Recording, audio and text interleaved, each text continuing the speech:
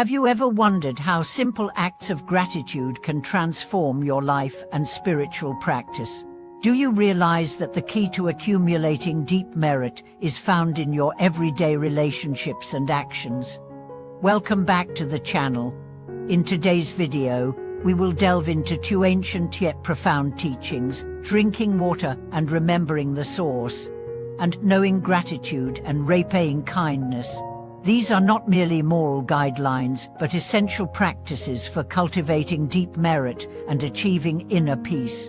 Through these teachings, we can elevate our daily interactions into transformative acts of spiritual growth. Today, we will explore how these concepts are deeply rooted in Buddhist philosophy and how you can incorporate them into your life for greater wisdom and fulfillment. As we walk the spiritual path, we often think that deep merit is something only accumulated through formal practices like meditation or chanting. However, Buddhist wisdom teaches us that every action we take, no matter how small, has the potential to accumulate merit, especially when we practice with a heart full of gratitude. Let's break down the importance of these two teachings and explore how they can enrich our daily lives. Drinking water and remembering the source. The power of gratitude.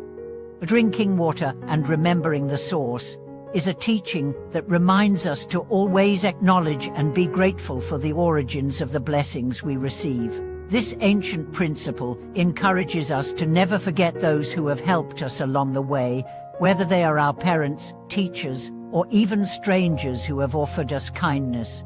In Buddhist teachings, this idea is intricately connected to the concept of cause and effect, or karma. Everything we experience in life, from the blessings we receive to the challenges we face, is a result of past actions and conditions. When we practice gratitude, we not only acknowledge the kindness of others, but we also recognize the interconnectedness of all beings. This recognition is at the heart of Buddhist practice. For example, consider a simple meal. The food on your plate was not only the result of the farmer's hard work, but also the effort of everyone involved in bringing it to your table, from those who packaged it to those who transported it. By remembering the source of your food, you cultivate a deep sense of gratitude that connects you to the vast web of interdependent beings. When we apply this principle to our spiritual practice, we realize that everything we have is a result of countless actions that have been taken by others. The teachings we follow, the books we read, the spiritual teachers we learn from, none of these are self-created. They are all part of the great flow of interdependence. By practicing gratitude for these sources, we not only acknowledge our debt to others, but also open ourselves to a deeper understanding of the world and our place in it. Knowing gratitude and repaying kindness, turning gratitude into action.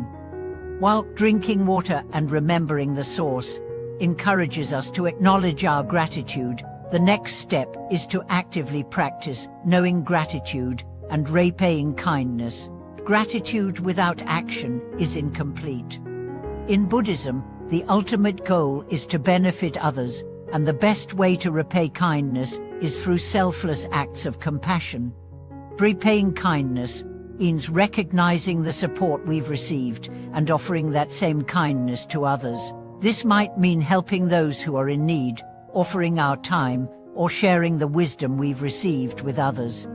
In the Buddhist context, it is not enough to simply feel grateful, we must also act in ways that extend that gratitude outward to others. For instance, if we have been blessed with good health, we might repay that kindness by using our time and energy to help those who are less fortunate.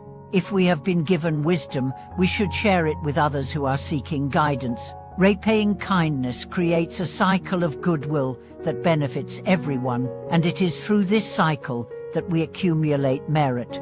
Repaying kindness is not just about grand gestures, it can also be found in the simple, everyday actions of our lives. A smile to a stranger, a word of encouragement to a friend, or a small act of kindness to a colleague.